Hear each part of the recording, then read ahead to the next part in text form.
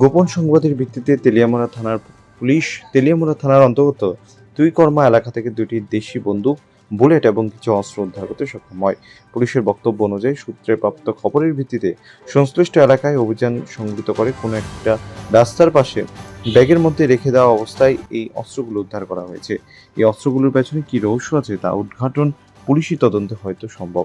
তবে এই মুহূর্তে পুলিশ আশঙ্কা প্রকাশ করছে হয়তোবা চোরা শিকারীরা শিকারের কাজে ব্যবহার করার জন্যই অস্ত্রগুলো সংগ্রহ করেছে বা তৈরি করেছে। পাশাপাশি এই সকল অভিযানে নেতৃত্বে দানকারী তেলিয়ামুড়া থানার সাব ইন্সপেক্টর রজত জামাতিয়া জানান, উদ্ধারকৃত অস্ত্রগুলোর সূত্র ধরে পেছন কি রয়েছে তা তদন্ত করে দেখা হচ্ছে। স্বাভাবিকভাবে তেলিয়ামুড়া থানা এলাকায় বন্দুক উদ্ধারের ঘটনা খবর চাউর হতে এলাকা জুড়ে ব্যাপক চাঞ্চল্য তৈরি হয়েছে।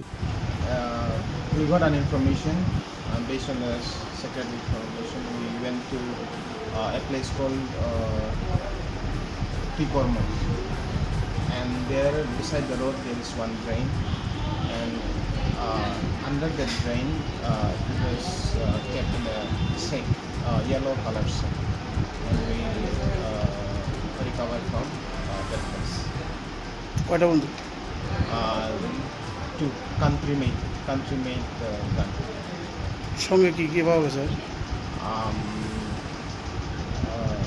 Bullet পাওয়া গেছে 4 to 5. কয়টা বুলেট? 4 to 5. আর এই যে ওগুলো কি, যেটা আরেকটা যে লোয়ার টুকরো মতো এটা কি? এটা হচ্ছে ওই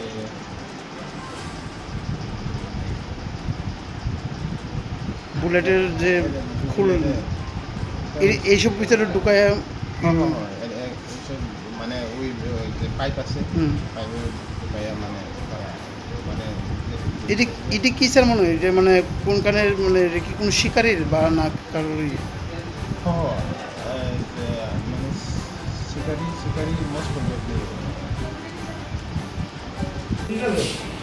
পুরো রাস্তা না অর্ধেক? ভেজে কেমন লাগাই আমার নতুন